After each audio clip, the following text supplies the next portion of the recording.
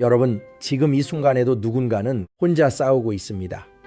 아무도 모르게 말없이 그저 견디며 살아갑니다. 그런데 그 싸움이 정말 자신의 몫이었을까요?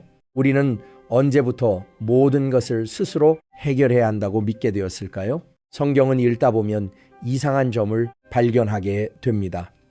하나님께서는 사람들에게 일을 맡기시면서도 동시에 그 일의 결과까지 책임지라고 하신 적이 없다는 사실입니다. 씨를 뿌리라고는 하셨지만 싹이 나게 하는 것은 하나님의 일이었습니다. 순종하라고는 하셨지만 그 순종의 열매를 맺게 하는 건 역시 하나님의 몫이었습니다. 그런데 우리는 어느새 씨앗이 자라는 것까지, 열매가 맺히는 것까지 전부 우리가 보장해야 한다고 생각하며 살아갑니다. 앤드류 머리는 그의 책에서 이런 표현을 했습니다. 우리가 하나님께 맡긴다고 말하면서도 실제로는 손에서 놓지 않고 있다고 말입니다. 마치 아이가 엄마에게 짐을 건네면서도 한 손으로는 여전히 붙잡고 있는 것처럼 우리는 기도하면서도 동시에 통지하려 합니다. 그리고 그 이중적인 태도가 우리를 지치게 만듭니다. 손을 펴서 완전히 내려놓아야 하는데 우리는 손가락 끝에 여전히 힘을 주고 있습니다. 혹시라도 하나님께서 놓치실까봐, 혹시라도 잘못될까봐 그렇게 우리는 반쯤만 맡기고 반쯤은 움켜쥐고 있습니다. 형제, 자매 여러분, 혼자 싸우는 것이 성실함의 증거라고 생각하신 적 있으신가요? 모든 것을 스스로 감당하는 것이 책임감 있는 신앙인의 모습이라고 배우신 적은 없으신가요? 그런데 성경은 그렇게 말하지 않습니다. 시편 기자는 스스로 성을 지키는 자의 수고가 헛되다고 했습니다. 주님께서 지키지 않으시면 파수꾼이 깨어 있어도 소용없다고 했습니다. 이것은 계음을 권하는 말씀이 아닙니다. 오히려 진짜 싸움이 누구의 몫인지를 분명히 하는 말씀입니다. 우리가 아무리 철저하게 준비하고 아무리 열심히 노력해도 결국 승리를 주시는 분은 하나님이십니다. 우리가 착각하는 것 중 하나는 하나님께 맡긴다는 것이 손을 놓고 아무것도 하지 않는 것이라고 생각하는 점입니다. 그래서 많은 사람들이 믿음과 행동 사이에서 혼란스러워합니다. 열심히 하면 하나님을 의지하지 않는 것 같고 기도만 하면 게으른 것 같습니다. 그런데 성경 속 인물들을 보면 그들은 모두 열심히 일하면서도 동시에 철저히 하나님을 의지했습니다. 느헤미야는 성벽을 쌓으면서 한 손에는 연장을 한 손에는 무기를 들었습니다. 그러면서도 그는 우리 하나님께서 우리를 위해 싸우실 것이라고 선포했습니다. 일하지만 결과는 맡기는 것, 최선을 다하지만 보장을 구하지 않는 것, 이것이 성경적인 태도입니다. 저는 오랫동안 이 부분을 오해했습니다. 하나님께 맡긴다는 것이 결국 포기의 다른 이름이라고 생각했습니다. 할 수 있는 것을 다 해보고 더 이상 방법이 없을 때 마지막으로 하는 선택이 하나님께 맡기는 것이라고 여겼습니다. 그런데 성경을 다시 읽으면서 깨달았습니다. 하나님께 맡기는 것은 포기가 아니라 시작이었습니다. 우리가 할 수 있는 모든 것을 시도한 뒤에 하는 것이 아니라 시작하기 전에 먼저 해야 하는 것이었습니다. 그것이 순서였습니다. 여러분, 다윗이 골리앗을 만났을 때를 생각해 보십시오. 그는 돌 5개를 주었습니다. 준비를 했습니다. 최선을 다했습니다. 그러나 그가 싸움에 나가기 전에 한 말을 기억하십니까? 전쟁은 주님께 속한 것이라고 선포했습니다. 그는 자신이 돌을 던지겠지만 승리는 하나님께서 주시는 것을 알았습니다. 행동과 의존이 분리된 것이 아니라 하나였습니다. 그는 골리앗의 크기를 보지 않고 하나님의 크기를 보았습니다. 적의 힘을 계산하지 않고 하나님의 능력을 신뢰했습니다. 그래서 두려움 없이 나아갈 수 있었습니다. 앤드류 머리는 그의 또 다른 저술에서 그리스도인의 삶을 포도나무와 가지의 관계로 설명했습니다. 가지는 열심히 햇빛을 받고 공기를 마십니다. 그러나 가지가 열매를 맺게 하는 것은 나무에서 흐르는 생명입니다. 가지는 자기 힘으로 열매를 만들어낼 수 없습니다. 다만 붙어 있을 뿐입니다. 그런데 우리는 종종이 순서를 바꿉니다. 열매를 맺으려고 애쓰다가 나중에 나무를 찾습니다. 붙어 있는 것보다 열매 맺는 것에 집중합니다. 그러면 지칩니다. 팔진합니다. 그리고 신앙이 버거워집니다. 예수님께서는 요한복음에서 가지가 나무에 붙어 있지 않으면 스스로 열매를 맺을 수 없다고 분명히 말씀하셨습니다. 이것은 우리의 능력 부족을 책망하시는 말씀이 아니라 우리가 의존하도록 설계되었다는 사실을 알려주시는 말씀입니다. 형제자매 여러분, 혼자 싸우는 삶이 왜 이렇게 힘든지 아십니까? 그것이 원래 우리의 자리가 아니기 때문입니다. 바울은 에베소서에서 우리의 싸움이 혈과 육에 대한 것이 아니라고 했습니다. 영적 싸움이라는 뜻입니다. 그런데 영적 싸움은 육적인 힘으로 할 수 없습니다. 인간의 지혜로 할 수 없습니다. 그래서 하나님께서는 우리에게 전신갑주를 입으라고 하셨습니다. 하나님의 것으로 무장하라는 뜻입니다. 스스로 만든 갑옷이 아니라 주님께서 주시는 방어구를 입으라는 것입니다. 진리의 허리띠, 의의 흉배, 평안의 복음의 신, 믿음의 방패, 구원의 투구, 성령의 검이 모든 것이 하나님께서 주시는 장비입니다. 우리가 만든 것이 하나도 없습니다. 여기서 중요한 깨달음이 하나 있습니다. 하나님께 맡긴다는 것은 수동적인 태도가 아니라는 점입니다. 오히려 가장 능동적인 선택입니다. 내 방법을 고집하지 않고 하나님의 방법을 구하는 것, 내 계획을 밀어붙이지 않고 하나님의 계획에 순종하는 것, 이것은 엄청난 의지를 요구합니다. 왜냐하면 우리의 본성은 통제하려 하기 때문입니다. 모든 것을 내 손 안에 두고 싶어 합니다. 예측 가능한 결과를 원합니다. 그런데 하나님께 맡긴다는 것은 결과를 모르는 상태에서도 순종하는 것입니다. 그것이 얼마나 큰 용기를 필요로 하는지 우리는 압니다. 여러분, 예수님께서 겟세마네 동산에서 기도하신 내용을 기억하십니까? 그분은 이 잔을 내게서 옮겨달라고 기도하셨습니다. 그러나 내 뜻대로 마시고 아버지의 뜻대로 하시옵소서라고 이어 말씀하셨습니다. 이것이 맡기는 기도의 본질입니다. 원하는 것을 말씀드리되 최종 결정은 하나님께 드리는 것입니다. 많은 사람들이 이 부분을 놓칩니다.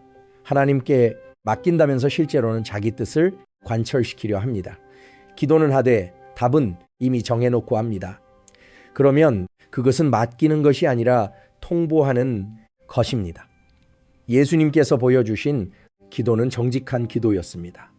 자신의 바람을 숨기지 않으셨지만 동시에 하나님의 주권을 인정하셨습니다. 앤드류 머리는 기도에 관한 그의 저작에서 이렇게 표현했습니다.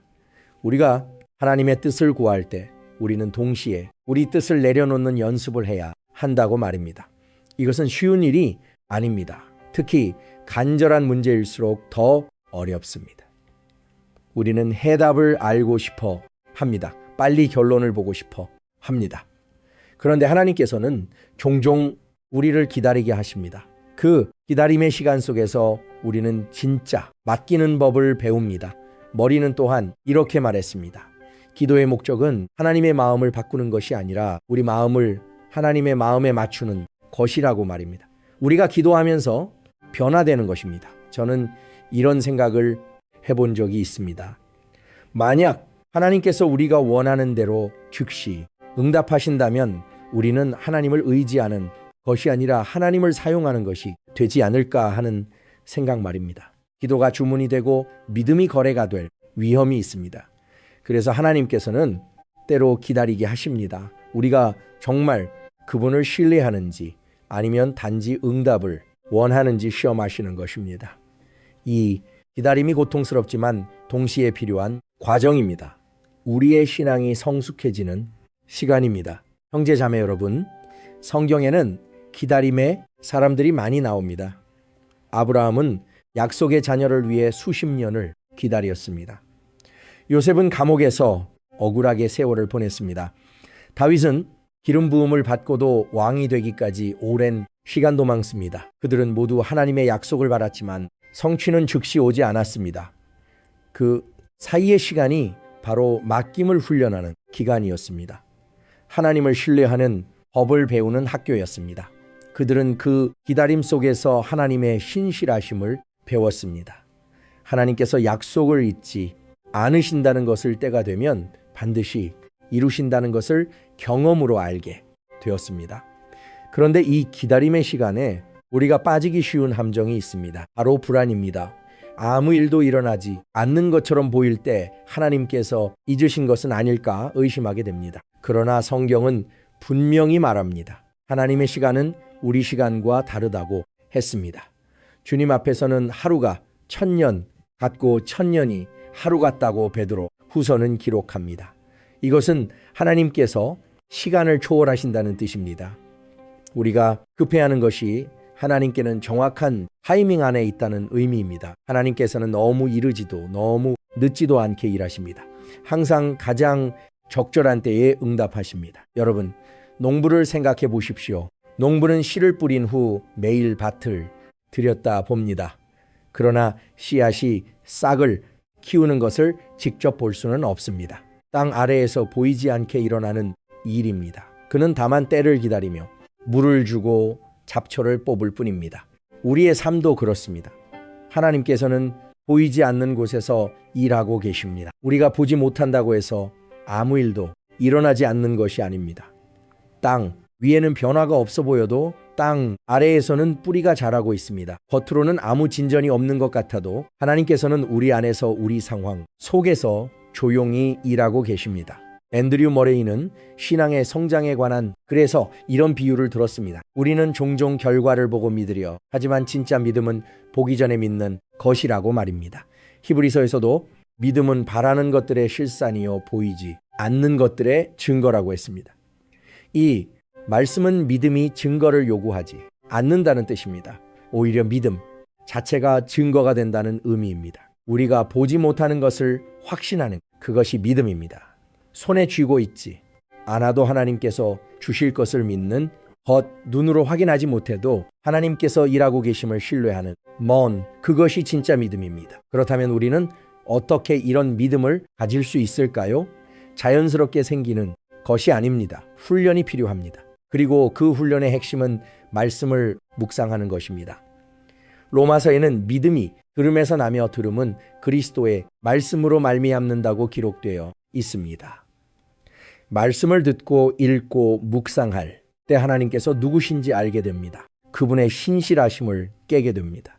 그러면 자연스럽게 맡기게 됩니다. 말씀이 우리 마음에 쌓일 때 우리의 관점이 바뀝니다.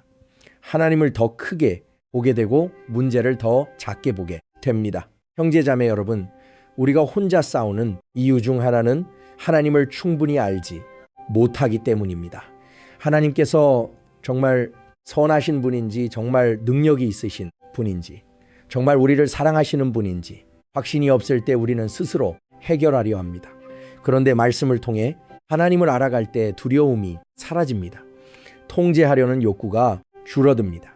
왜냐하면 더 크신 분께서 다스리고 계심을 알기 때문입니다. 하나님을 아는 지식이 우리를 자유롭게 합니다. 그분이 어떤 분이신지 알 때 우리는 안심하고 맡길 수 있습니다. 여러분, 이사야서를 보면 하나님께서 이렇게 말씀하십니다. 내 생각은 너희 생각과 다르며 내 길은 너희 길과 다르다고 하셨습니다. 하늘이 땅보다 높은 같이 내 길은 너희 길보다 높다고 선포하셨습니다. 이 말씀은 우리를 낮추려는 것이 아닙니다. 오히려 우리를 자유롭게 하려는 것입니다. 우리가 모든 것을 이해할 필요가 없다는 뜻입니다. 하나님께서 다 알고 계시기 때문입니다. 우리는 전체 그림을 볼 수 없습니다. 우리 인생이라는 퍼즐의 조각만 보고 있습니다. 그러나 하나님께서는 완성된 그림을 보고 계십니다. 그분은 처음부터 끝까지 다 아십니다. 그런데 현대사회는 우리에게 정반대를 가르칩니다. 모든 것을 스스로 해결하라고 독립적이 되라고 누구에게도 의지하지 말라고 말합니다. 그래서 그리스도인들조차 이 세상의 가치관에 영향을 받습니다. 하나님께 의지하는 것을 약함으로 여기게 됩니다. 그러나 성경은 반대로 말합니다. 바울은 고린도 후서에서 자신의 약함을 자랑하겠다고 했습니다.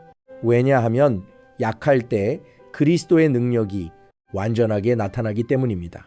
세상은 강함을 자랑하라고 하지만 성경은 약함을 인정하라고 말합니다.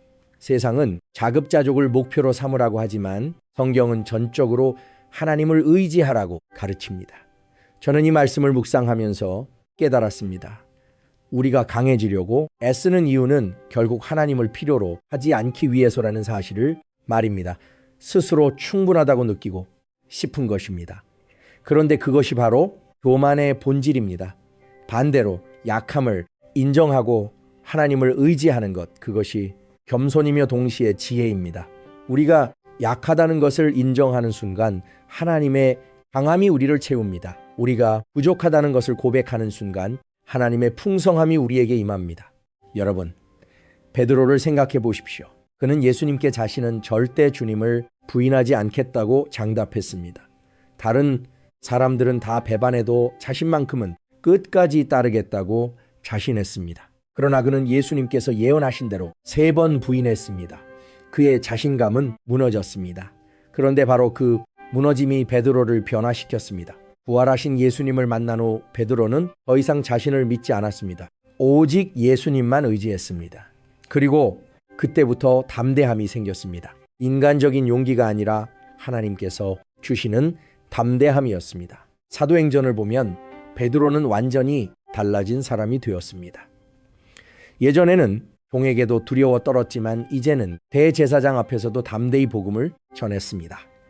앤드류 머리는 순종에 관한 그의 책에서 이렇게 썼습니다. 우리가 하나님을 온전히 신뢰할 때 순종은 짐이 아니라 자유가 된다고 말입니다. 왜냐하면 결과에 대한 부담을 내려놓기 때문입니다. 우리는 다만 오늘 해야 할 일을 하면 됩니다. 내일 일은 하나님께서 책임지십니다. 예수님께서도 그렇게 가르치셨습니다. 내일 일은 내일이 염려할 것이고 한날의 괴로움은 그날로 족하다고 말씀하셨습니다. 우리는 미래를 통제할 수 없습니다. 오직 현재만 우리 손에 있습니다. 그러므로 현재에 충실하고 미래는 하나님께 맡기는 것이 지혜입니다. 형제자매 여러분, 이것이 혼자 싸우지 않는 삶의 비결입니다. 오늘에 집중하는 것입니다. 내일을 걱정하느라 오늘을 놓치지 않는 것입니다. 지금 내 손에 주어진 일에 충실하되 결과는 하나님께 맡기는 것입니다. 이것은 무책임이 아닙니다. 오히려 가장 책임감 있는 태도입니다. 내 자리를 지키되 하나님의 자리를 침범하지 않는 것입니다. 우리에게는 우리가 할 일이 있고 하나님께는 하나님께서 하실 일이 있습니다. 그 경계를 분명히 아는 것이 중요합니다. 여러분은 지금 무엇과 싸우고 계십니까? 어떤 문제를 혼자 짊어지고 계십니까? 재정 문제일 수도 있고 관계의 어려움일 수도 있고 건강, 염려일 수도 있습니다. 무엇이든 그것을 지금 하나님께 드리십시오. 완전히 내려놓으십시오. 그리고 이렇게 고백하십시오. 주님, 이것은 제가 통제할 수 없습니다. 주님께서 다시 주소서. 이 고백은 단순해 보이지만 강력합니다. 이 한마디가 우리를 자유롭게 합니다. 이 고백이 처음에는 어렵게 느껴질 수 있습니다. 마치 패배를 인정하는 것 같을 수도 있습니다.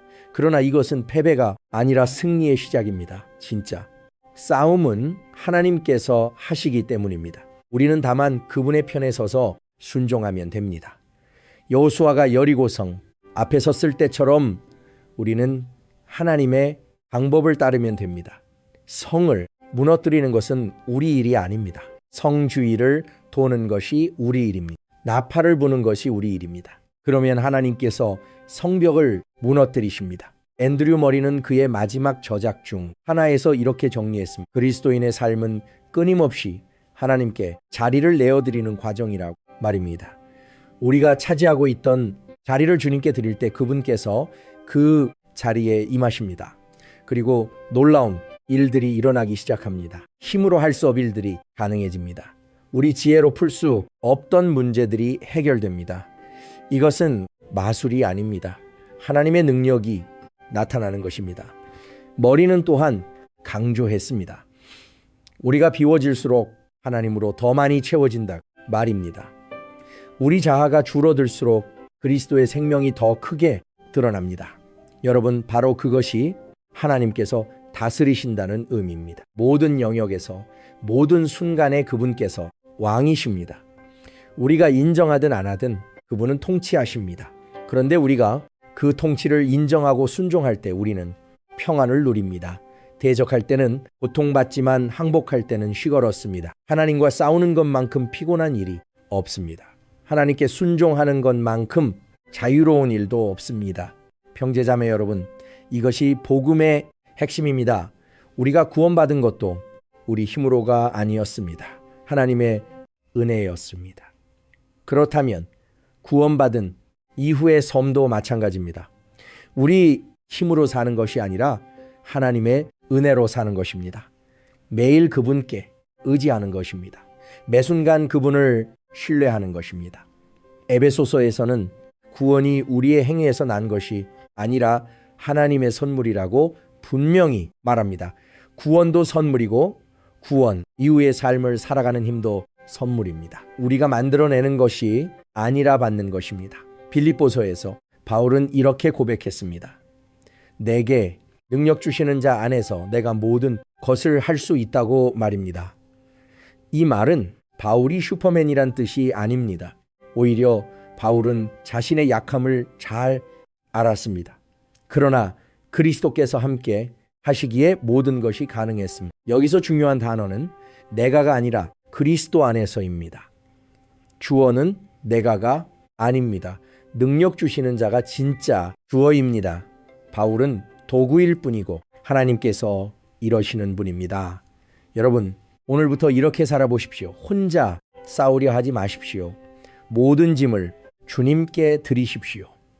베드로전서는 우리에게 모든 염려를 주님께 맡기라고 권면합니다. 왜냐하면 그분께서 우리를 돌보시기 때문입니다. 이것은 명령이면서 동시에 약속입니다. 맡기라는 명령과 돌보신다는 약속이 함께 있습니다. 하나님께서는 우리에게 불가능한 것을 요구하지 않으십니다. 맡기라고 명령하시면서 동시에 돌보시겠다고 약속하십니다. 저는 이제 이렇게 생각합니다. 하나님께서 우리에게 모든 것을 맡기라고 하신 것은 우리를 사랑하시기 때문이라고 말입니다. 우리가 무너지는 것을 원치 않으시기 때문입니다. 우리가 지칠 때까지 혼자 버티다가 쓰러지는 것을 막으려 하시는 것입니다. 그래서 일찌감치 손을 내미십니다. 내게 맡기라고, 내가 다스린다고, 네가 혼자가 아니라고 말씀하십니다. 이것이 하나님의 마음입니다. 우리를 사랑하시는 아버지의 마음입니다. 댓글에 이렇게 남겨주세요.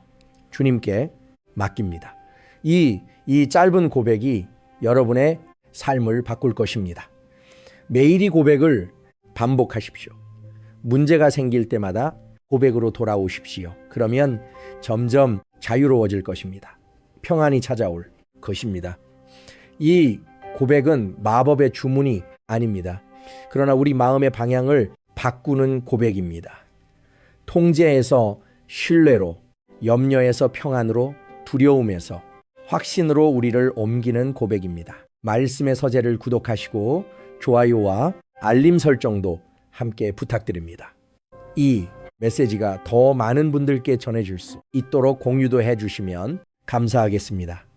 여러분과 함께 말씀을 나누며 성장하는 것이 이 채널의 목적입니다. 혼자가 아니라 함께 우리 모두 하나님의 다스림 아래에서 자유와 평안을 누리기를 소망합니다. 혼자 싸우지 마십시오. 하나님께서 다스리고 계십니다. 그분의 통치 아래에서 우리는 비로소 쉼을 얻습니다.